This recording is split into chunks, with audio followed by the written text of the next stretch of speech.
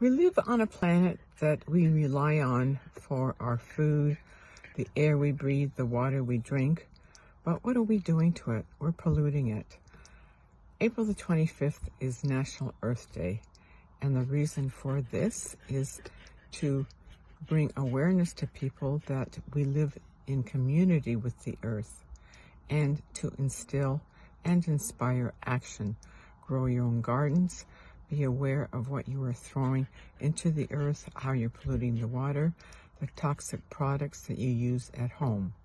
So I would like to address microplastics. Microplastics is really a big worldwide problem. We are now being rained by microplastics.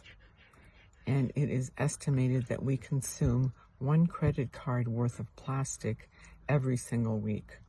So I'd like to address a few things in the home that are containing microplastics, microbeads, polypropylene, and BPA and other toxins that are flushed down the toilet, thrown out in the garbage, and thrown into the oceans and into the lakes. So the big culprit is everybody goes to a coffee shop, and the cups that the beverage is poured into is lined with plastic, and heaven forbid that you should not remove the lid, because that lid again is plastic, and once the heat touches the plastic and you sip on it, you are ingesting more plastic.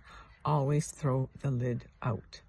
And if you're going to be a regular coffee frequent drinker, buy your own thermos and don't use the paper-lined plastic cups. Straws, plastic, a big no-no. Buy the inexpensive metal ones, especially for your kids. Then there's the plastic water bottles. There's the sippy cups. Absolutely a big no-no. In the home, we use plastic containers, plastic garbage bags. We use plastic sieves, spatulas. Store your food in glass containers. Buy sieves and spatulas that are environmentally friendly. There's a lot of green, sustainable companies out there that offer safer products. Then let's look at shower curtains. We don't need the plastic shower curtain liner, and it has been suggested it is a very high risk for breast cancer. Hemp cloth, aloha cloth, the natural fibers. You only need the one cloth. It's not going to penetrate and seep onto the floor in your bathroom. Then there's the tissue paper, the Kleenex, the wipes, the paper towels, the tampons, the pads. Use safer alternatives. And do you really need paper towels in the house all the time? And the wipes. We wipe the surface of toxins, and it is laden with toxins itself. We put it in the garbage, and it gets thrown out and disposed in not a very safe, environmentally proof situation. Then we've got the clothing that we wear, polyester, nylon, and the ones that are sprayed for stain resistant, those are all chemicals.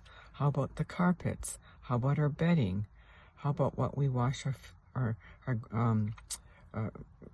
clothes with?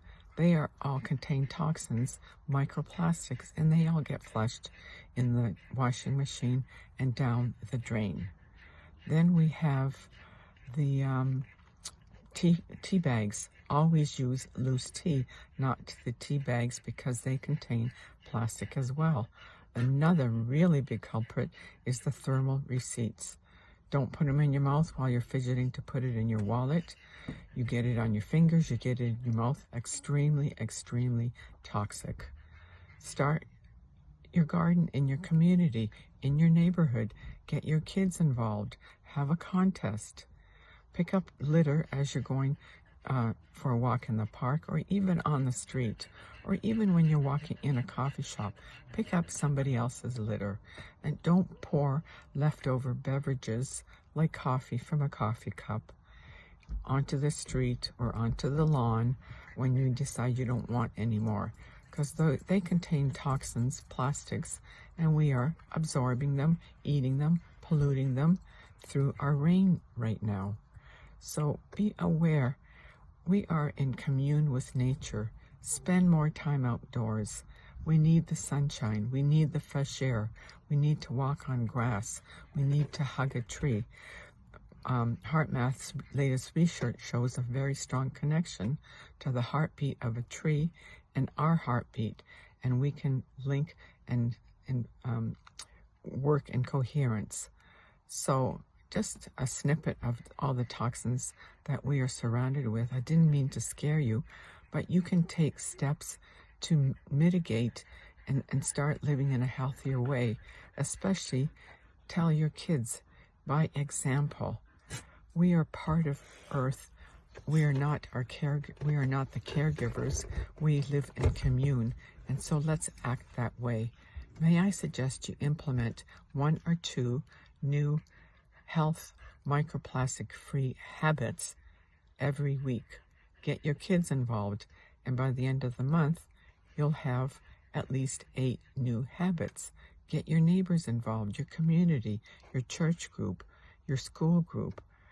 Get your kids to have a contest who can be the most diligent in the steps that they took and what they did each week. Make it a project. Make it enlightening. Make it happy. We all need to work in community because we are part of the planet. So on Tuesday, please remember, bring awareness to everybody around you, and happy Earth Day.